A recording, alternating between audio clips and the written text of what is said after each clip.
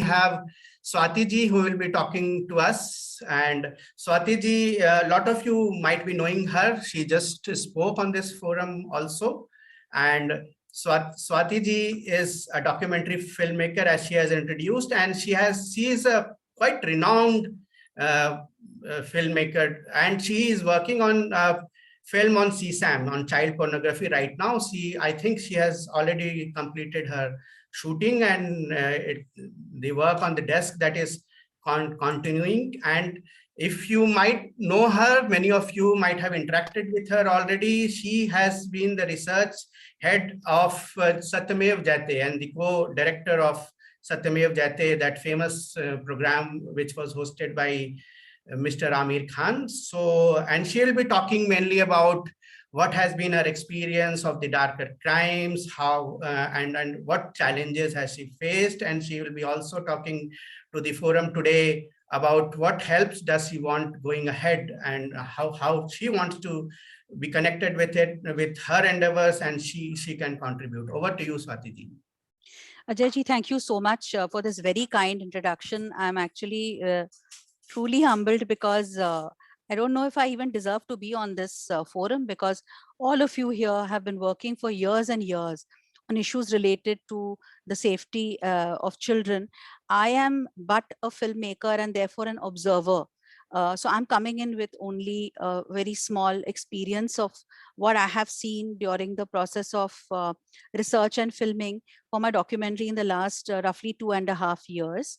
And I owe a debt of gratitude to you, Ajay ji, Yogesh ji, Sonali, and so many probably others who have helped me to shape my understanding of the space. I am not an expert technologist or even a child prevention person or a legal person. I'm coming from a very emotional space actually, because all effective communication works because it carries a core of emotional connect. In Satyamev Jayate, we used to say, "Dil pe lagegi to baat banegi." And my experience with researching the explosion of child sexual abuse material online in India has actually been extremely heartbreaking. And what I have felt is that adults have created a world that children have stepped into. And adults have created a cruel world, a vicious world, a world in which criminals, patriarchal systems, perversions have been given a turbocharged power to commit crimes without leaving an imprint, without leaving any semen or saliva or hair, without even being co-located with the victim. But the harm is so real, and the perpetrators, not one, not two, not 10, but hundreds, thousands, and sometimes even tens of thousands of people. And the NCRB has told us that in the year 2020, there was a 400% rise in the registration of FIRs of cyber crimes against children. The bulk of these related to child sexual abuse materials online. And what I fear, if I were to take a little bit from what Tusharji said, that it is a cat and mouse game and we have to be 2 steps ahead of the criminals. Well, I do feel that in this case, we are 10 years behind the criminals. And all of us are trying to play catch up with a problem that has already spiraled and gone out of hand, and perhaps reached a proportion that all of us also may not probably have been able to grasp fully. There is a very beautiful story about a forest that caught fire, and all the animals were running away. The elephants, the tigers, everybody was running away. But there was a sparrow that kept flying towards the fire. And people asked her, "What are you doing?" And she said, "I'm carrying a drop of water in my beak because I want to put the fire out." And people laughed at her. But she said, "At least I will try." When I look at the issue of CSAM, because I have now been working on this issue for more than 2 years, I have met police officers, I have met perpetrators, I have met social workers, psychologists, teachers, principals, members of NGOs who are working on the subject, and most heartbreakingly, victims and their families. And what I feel that all of us here, like you, Ajay ji, or you, Yogesh ji, Malaji, and so many others. We are the sparrows. You are the sparrows carrying those drops of water onto the forest fire that has actually raged. And the trouble with this is that the ones who created the fire are not willing to take responsibility and accountability, and even now are unwilling to let us into the secrets of what is it that they created that could actually set off this massive, massive forest fire. I think that the people who created these shiny toys that we call social media, that we call the internet, that we call high-speed internet, that we call mobile phones and mobile phones with cameras, probably had, I hope they had, some intelligence and some understanding of the social reality of our country. And today, what I see is that these toys are so seductive, so addictive, so all pervasive, that even our reward systems, what we value, what we think is good, what we think is helpful for us, has been completely changed. The paradigm has shifted. The reward systems have been rewired. Tusharji mentioned parents must talk to their children, must make time for their children. I'm a parent of 2 children. Certainly we should I'm also a grandmother. We should certainly make time for our children. But will making time for our children alone help us against the massive, mammoth, powerful giant that is these shiny and seductive toys that we call social media? Because they have tapped deep into the psychological wiring of generations. And I'm saying this with a sense of responsibility now, after seeing what all I have seen, that all of us here are 10 years behind the harm that has already happened. And somewhere COVID and the fact that we have had to give sanctioned access to children to devices, while we adults continue to have to live our lives, we have to cook, we have to clean, we have to look after our old people, we have to go to our jobs, we have to earn our money. Children are going to be unmonitored for certain times in the day with sanctioned access and to the internet. And who is accessing the children? And what are the children accessing at a time when they are 7, 8, 5-year-old, 9-year-old, 10-year-old, who do not have the understanding or the social skills to even comprehend what they are seeing and what they are encountering? The world has kind of gone, for me, from where I stand today, the world has gone a little mad.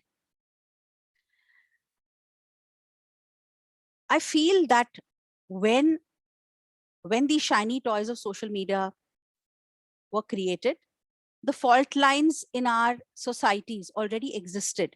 We know about patriarchy, we know about abuse, we know about perversions, we know about the vulnerability of children.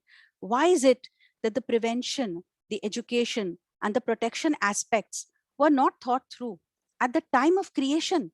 Why is it that people like you were not told 10 years back, this is what scenario could unfold? And this is where I feel that technology keeps secrets. It keeps secrets from us even today. Even as technology says, we are here to help, we're trying to make the world a better place. Of course, technology is. But where technology is not being honest is about the harm. And I do feel that technology is putting the entire responsibility of safe use only on users. But how can we as users use it safely if we are not warned about its dangers well before we enter it? I want to give you a simple example of a gas cylinder and a gas stove. Why is it that we have ISI mark? Why is it that we have certain regulations? Because the creators have been told, तुम ये घर में नहीं भेज सकते, तुम इसको बेच नहीं सकते market में. This can explode, this can take lives, this can kill. And therefore you have to maintain certain safety standards, and you have to let your consumers know how it has to be used and what can be its dangers.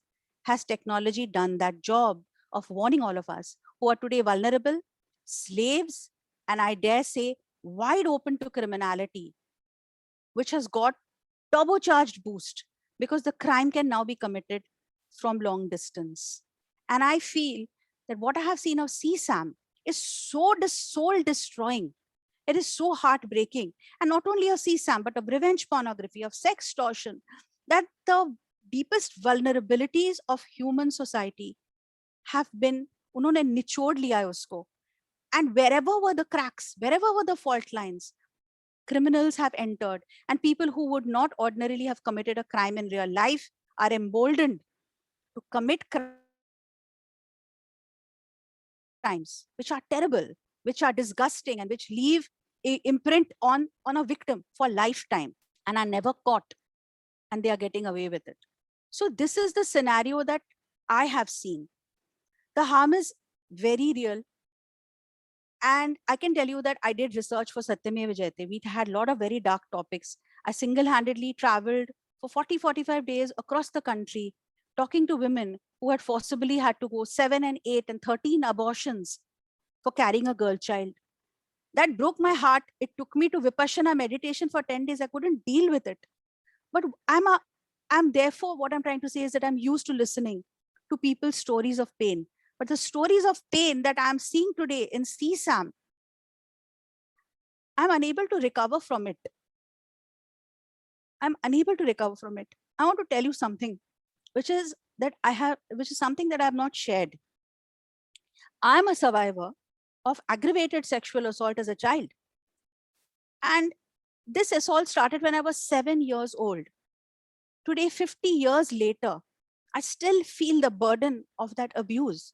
But I thank the universe today that my abuser didn't have a mobile phone, that my abuser didn't have a camera in his hand, that my abusers, and there were many, did not have high-speed internet or social media to continue to abuse me and invite the entire universe to abuse me again and again and again. Because this is the truth of CSAM. I want to share with you about how real the harm is. I recently met the grandmother of a 12-year-old child who was groomed online and whom the sexual harm has been immense. The child has been out of school for 1.5 years. The mother has had a nervous breakdown. The father has abandoned the family. The younger sister has been forced to, at the age of 8, become the psychological and emotional support for her broken older sister, who refuses to come out of her room, who refuses to eat. And the grandmother, who had a job, has given it up to become the support system for this family. And the grandmother told me that she fears every day for the life of her daughter, the mother of this girl, because she fears कि वो कहीं आत्महत्या की कगार पे है on a daily basis. And I'm saying that this harm is very real, and the more vulnerable the child, the more vulnerable CSAM makes the child. I want to end by saying that we all have a collective culpability, some more and some less. We have a collective accountability. We have a collective responsibility to be honest. If the ones who have created the shiny toys don't stand up and be honest about the harm they have done, and if law enforcement does not stand up and be honest about how blind or how backdated they are, and if all of us as a society don't stand up and be honest and say we are all seduced by this, now let's all work together to protect our children, I don't see any future. Thank you very much for giving me this opportunity. And if I have hurt anyone's sentiments, I apologize, but this comes from a deep sense of pain and despair. Thank you so much, Swati ji, for your exhaustion and calling upon everybody to work jointly on this. And we are with you in kind of understanding what it takes for every child.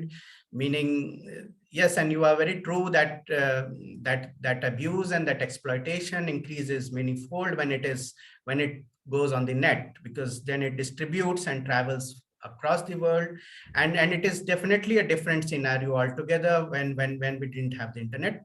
Abuse definitely was there, child sexual abuse material definitely was there, but it was very easy to identify for the police and the law enforcement to take identify those, say, books or photographs in physical copies, or even compact disks. But when it is on the cloud, then the digital footprint is like for always, and it distributes and it gets shared. So it's a really tough call for us.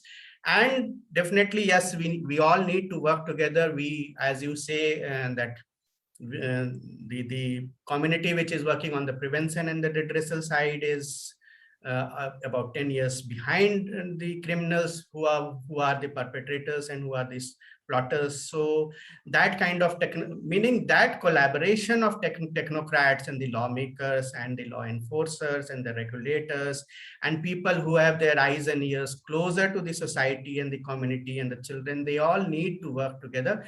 And yes, this is definitely a great call, and especially people like you who have a wider outreach, because you work in a medium which has a larger outreach, and we welcome you on board with this alliance, and definitely your role is very, very important.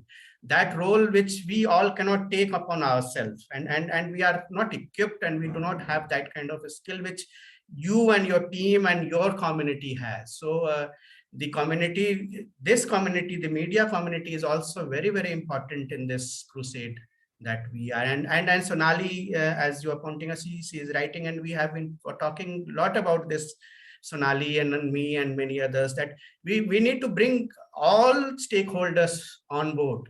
It cannot just be the responsibility of the government or the NGOs, which generally people think it should be. It has to be law enforcement, lawmakers, regulators, academia, the doctors, the psychologists, the psychiatrists, because this is a multidimensional problem that we are facing. And yes, definitely the technocrats, because and we are glad to have Tushar, people like Tushar and his forum on board with us, who are technocrats with a good heart, and they are ready to give their time, because technology, why technology has been causing harm, because the effort that is needed to create safe technologies doesn't fetch money. It is not commercially that kind of lucrative or viable. So but that is why the state is, that is why the government is, that is why we have institutions like yours and ours, and we need to work together. Thank you so much, Swati. Thank you so much, and we will keep connected.